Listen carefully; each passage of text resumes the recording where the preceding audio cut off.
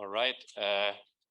Thank you very much, Patrick, for the introduction. Also, thank you, the other Patrick, for the great exchange we had beforehand. And thank you, Linköping University, I hope Linköping University, for being here, for letting us speak in this great audience and having the opportunity to share some insights on how Thomas and also, of course, we work in today's theme, turnover optimization and also maximization.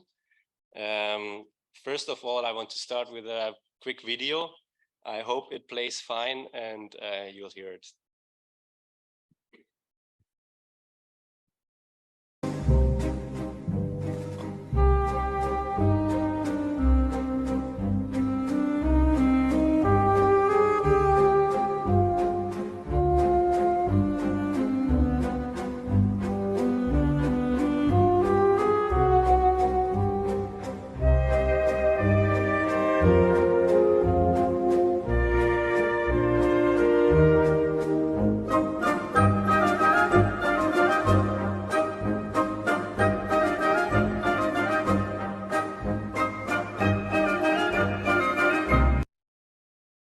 Here in the room, it wasn't that loud, but I think the video spoke for itself, and I hope the people who are also online, thank you for being there, heard it or saw it.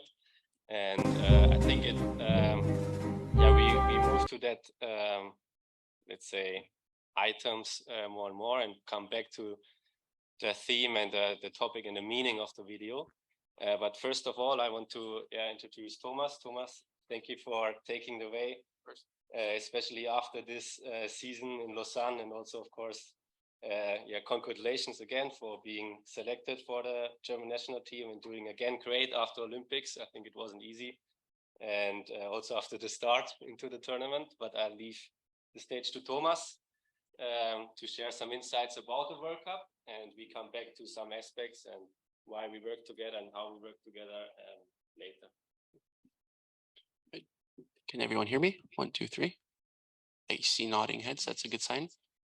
I want to preface this by saying that the tournament was no different than any other, either regular season game or preseason game in August.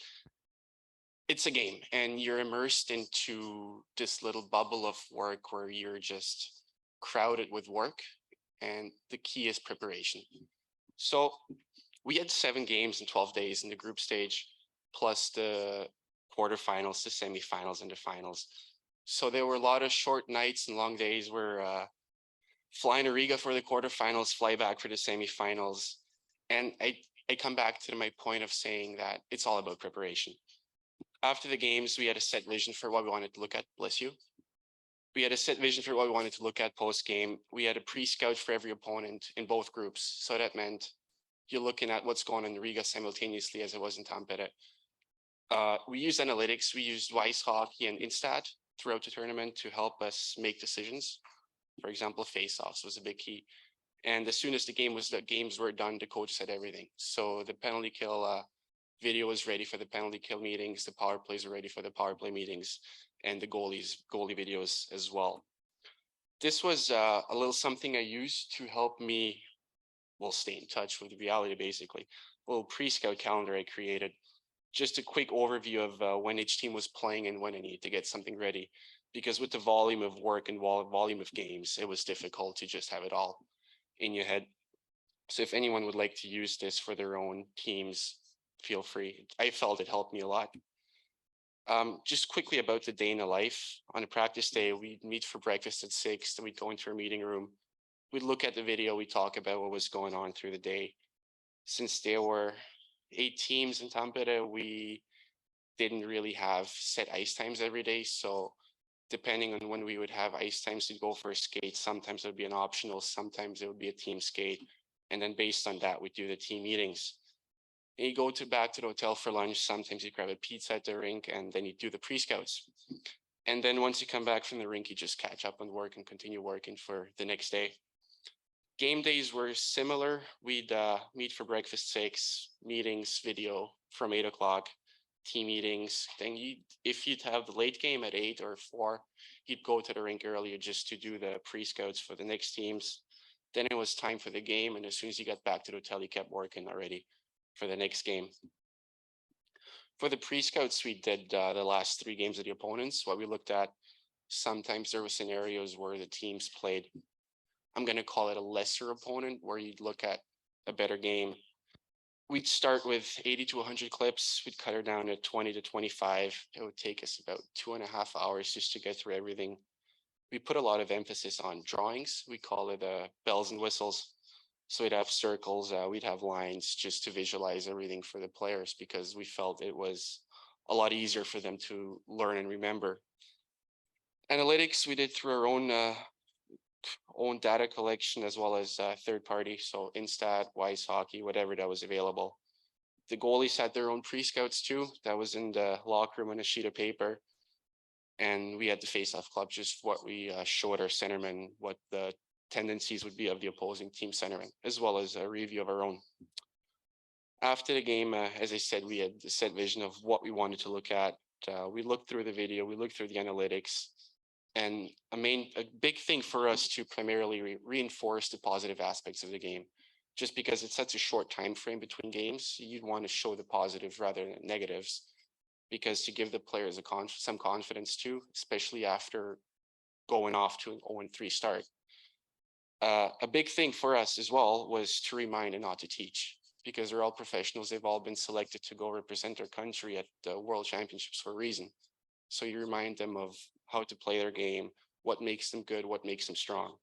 And we also did a lot of individual video. For example, JJ Peterka was one of our players that needed a lot of it to remind him, hey, listen, this and this needs to be done that way. And he was our leading scorer, I think, by the end of it all.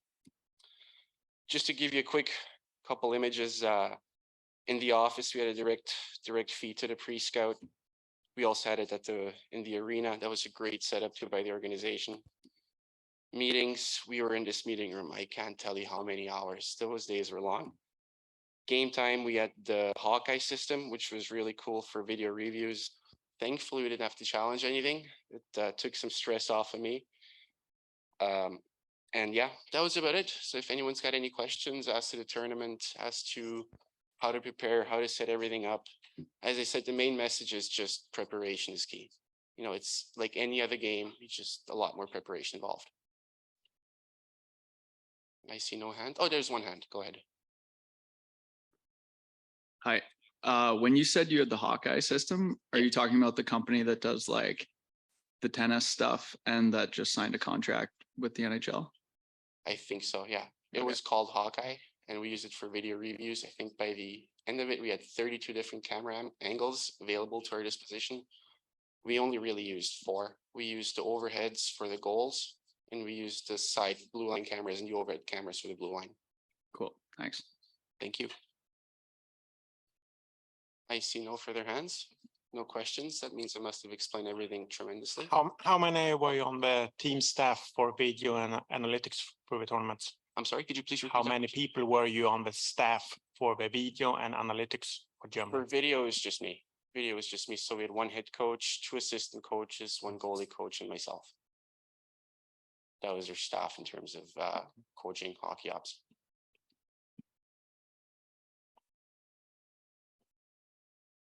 Hi, Simon from the European Hockey Club Alliance. Obviously, we understand it's a big difference to work for a full season with Lausanne, right? Yes. And during a short time during the World Championship with the Team Germany. But can you explain the main differences from your standpoint working with a club team for an entire season and during 2 weeks with the national team?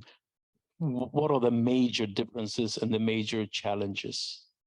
First of all, thank you for your question, Simon. The first difference was the amount of time that you had between games. So we started off the tournament with games Friday, Saturday, and Monday against the top 3 opponents in our group. So your time to prepare was a lot shorter. Whereas in the season in Switzerland, we usually play Tuesdays, Fridays, and Saturdays. You have a lot of time in between to catch up on other work. You have a lot of time to look through your game. So time management was key for us. And the second difference was maybe the obvious one. just you have a team put together of players who are playing in all different teams. So you need a type of play that's, I'm going to say, easy for everyone to, I don't want to say buy into, but easy for everyone to play. Because if you overcomplicate it with systems, if you overcomplicate it with coaching, you just let the players play. You need to let the players play. And I think by the end of it all, our team grew together, game in, game out. And I think that's what had us strong, because everyone knew their roles, everyone accepted their roles, and everyone knew what they had to do to win. Okay, I have a follow-up question. I don't know how to put this, but I hope there's no one from Hungary here. But let's say if Team Hungary in the World Championship did the same as you, all the preparations, everything you do, I'm still sure that they would be relegated.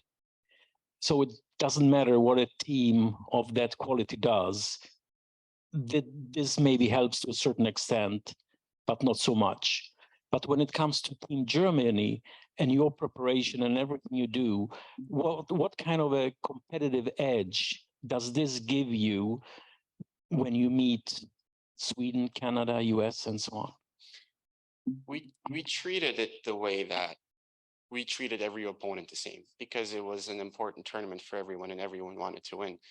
You have teams like Finland, Sweden, USA in our group who are contenders for the World Championships, and you have teams like Hungary, Austria, France, who were fighting against relegation.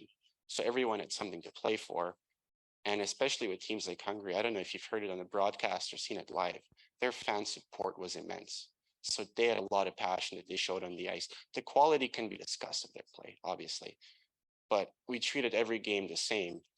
Would it have made a difference for them? I don't know. I can't tell. I wasn't in their meetings. I was in their locker room.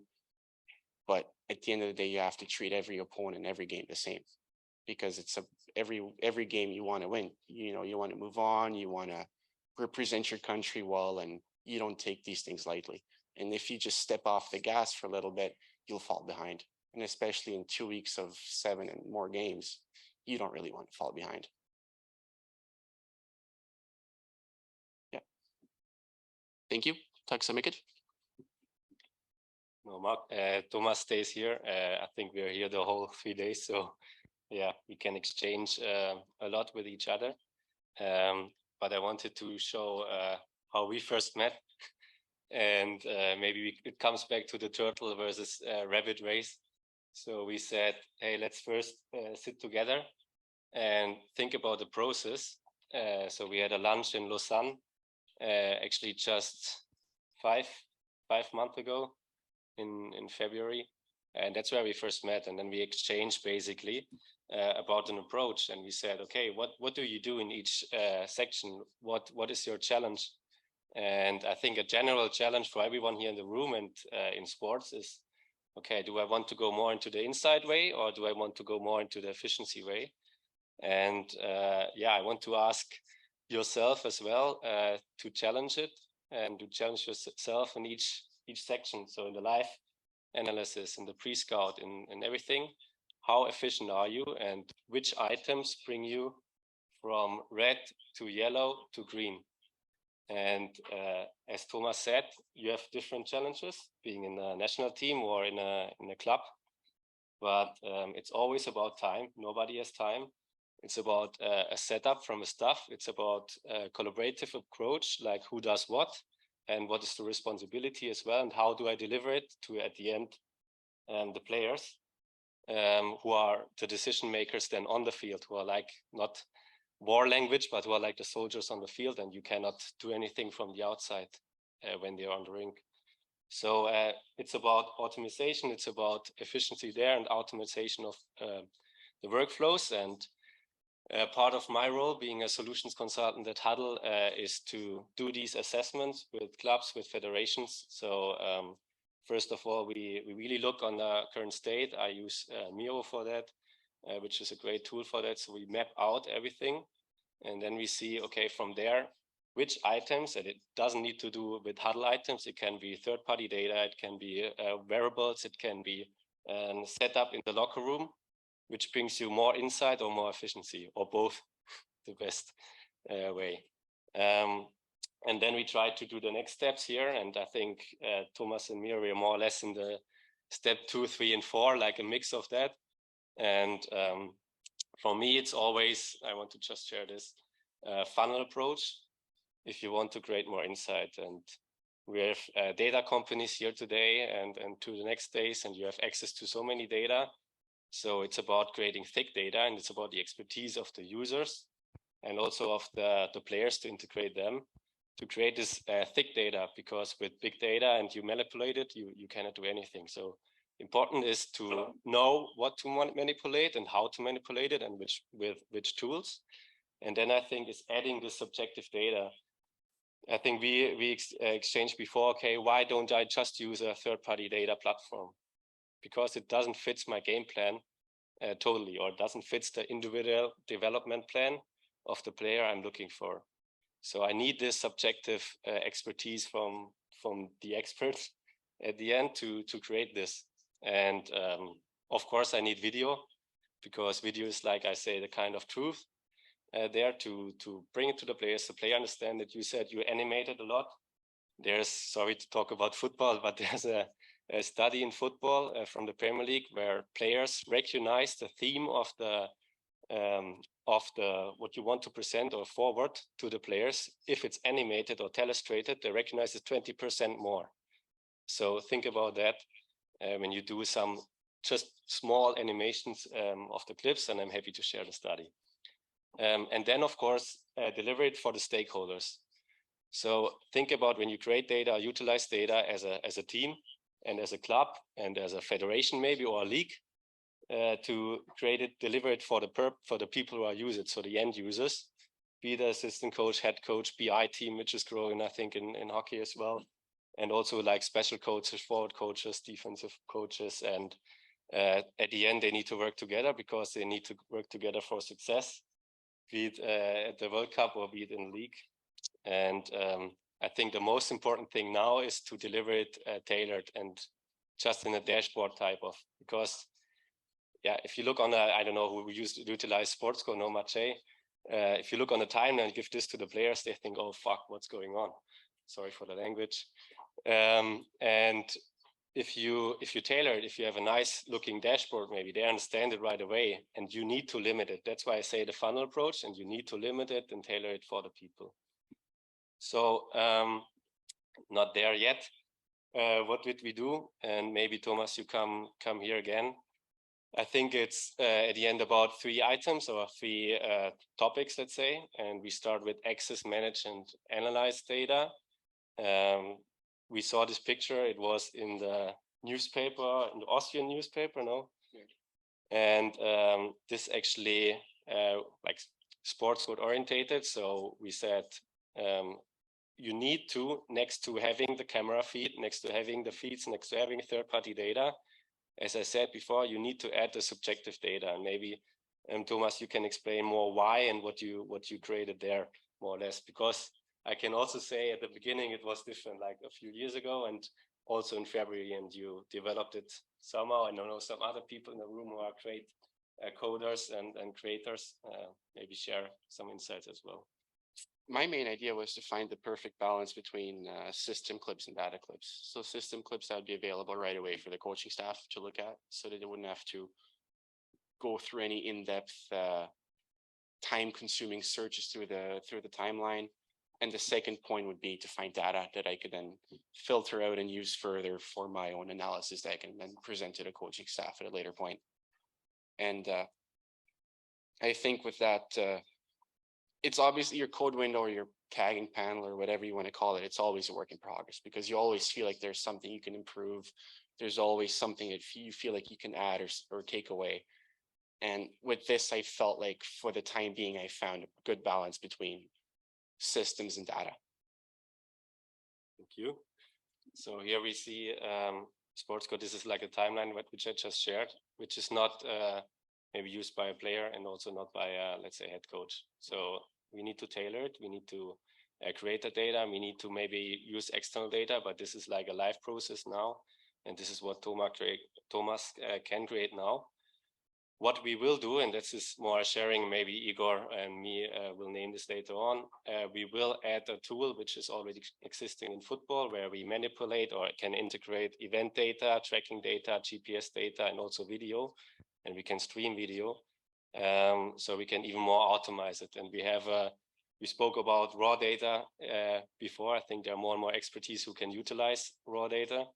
And I think there's really the key. There you can maybe use the game plan or use the individual plan to optimize things, also for scouting purposes as well.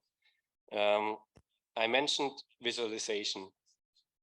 So for some in the room and also for the audience, output reports, I think it's nothing new. But I think, and also we are happy to share, we are here 3 days, some output window examples, which we can share. So you can utilize and adjust it. And Lance Dulac is the expert there as well to create it and change it. So these are, it's always the matter of, okay, I want to forward basic statistics, and maybe I want to have it more visualized and more, let's say, on an easy way, visualized for live, for post, for individual. So we started with this, and everyone knows this. Also in basketball, I see it's very common, but okay, good luck finding the items there. But it's already a start, I think. But I think the Excel days type of are over. So it's more about Tableau and utilizing other BI tools, and output windows also can seen as that to visualize it nicer, because also the players, they're used to that from the media, from everywhere.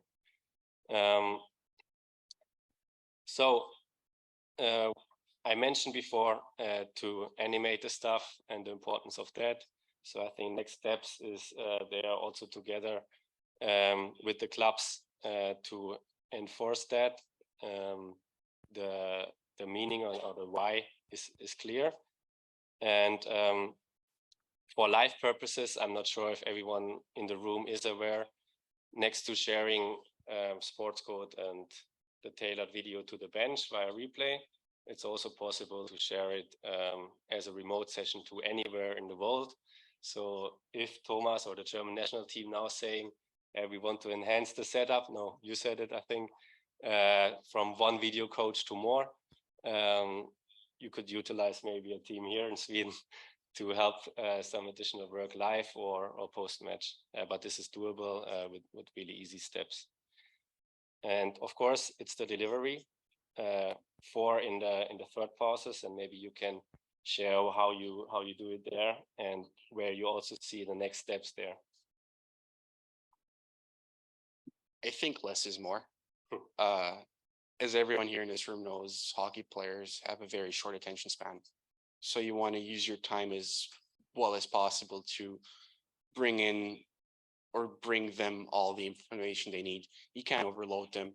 You have to stick to 2 or 3 themes, and then you try and be done after 10 minutes. Because if you meet longer for 10 minutes, you're going to see a lot of heads turning around. You're going to see a lot of yawning faces, and that's not the way you want to enter a game. Visualization, like I said, is key. We relied a lot on drawings. We relied a lot on simple words on the screen. And we saw it in the final against Canada. Didn't really go our way in the end. But game plan was to get pucks behind the end for the first 10, 15 minutes. That's what we were doing. And we had them on their toes. So visualization is key, especially with players with short attention spans. And that's unfortunately most of them. Thank you.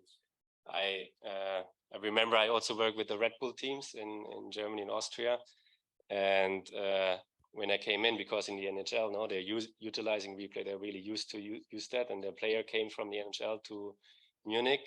And then we implemented replay there. And the player directly grabbed in the third pass the iPad, went with the iPad to the locker room. And sorry, I need to stay here. Went to the locker room, and in the first 5 minutes, the players used it themselves. This would never happen in football, I can promise, maybe in 5 years. But I found it quite interesting. And now we are thinking about, okay, workstations. We need to have 3 iPads there actually for the locker room for the 5 minutes. And then the coach is grabbing the players into the locker room. So I found that really interesting. And also for myself on an infrastructure point, how do I don't disturb the person who's in the zone at this moment, because you said less is more. Some players don't want that, some players want that. So it's really an individual approach, and you need to know the people. In football, it's also like one coach is going only with the iPad there. Then there's maybe a team presentation if there's like 2 or 3 aspects which everyone should hear.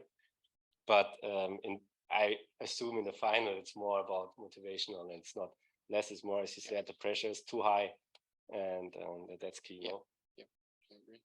It was a game like any other for the players, just with a lot more in the line. So in terms of preparation, they were doing the same. You know, hockey players especially are creatures of habit or creatures of routine, and if you get them out of their routine, the results might not be the same.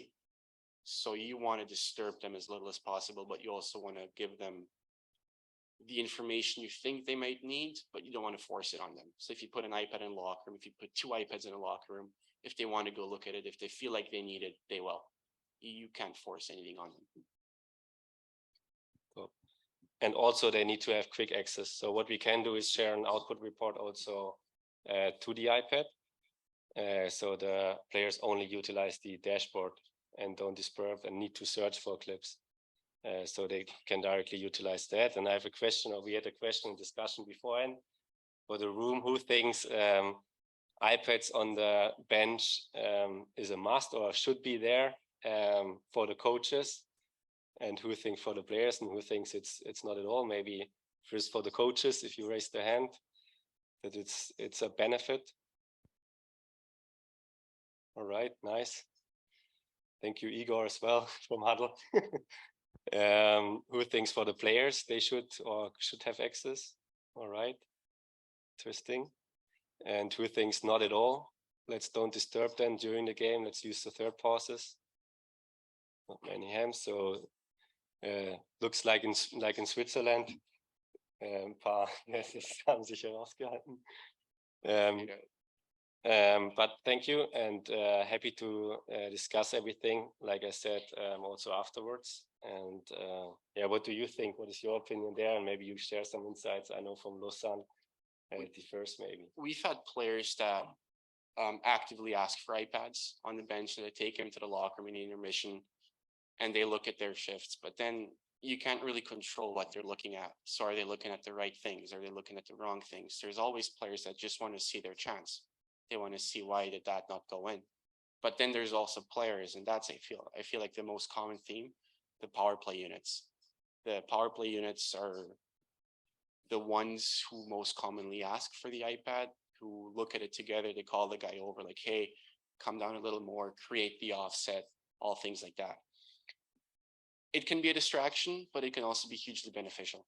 So I think it's a very, very much an open question, and very much players' preference, really. I don't think there's a yes or no answer to that. All right. Last question to you, Thomas, on the insight versus efficiency stuff. Let's say if you think about next steps, what do you think is let's say for hockey the next thing? What, from your opinion? I think the accessibility of data and how quick you can come up with something or find something, because you know, we have a lot of back-to-backs in Switzerland in the league, so you don't want to waste a lot of time looking for something. You want things to be available right away. You want things to be visualized well, visualized easily, because I'm sure a lot of people in here know that the coaches don't want to look at a set of numbers, or they don't want to look at the box score that I had there earlier. They want answers more or less right away. And the easier you can give them those answers, the better. And I think it's about good communication within the staff, good cooperation within the staff to find out what the needs are of each individual coach. And then you work to the best of your ability to deliver those needs. And you can always improve. And you never really stop improving or stop learning, because it's an evolving game, and there's so many more options available to you in terms of video, in terms of data, in terms of all kinds of things, really, to express myself that way. So you just have to filter out what works best for your individual team. And there's not really any right or wrong answers. It's just you have to find what works best for you. And if you do, that usually means you're part of a good staff, and the results will follow on the ice. Thanks a lot. And how can we find this out? What works best for you? I think today and the next days is the opportunity to exchange. It's about the community as well, and about exchanging ideas and approaches and cooperating together with others. And so thank you for having us here again. And yeah, let's get in touch, and I wish you a great rest of the day, and see you later.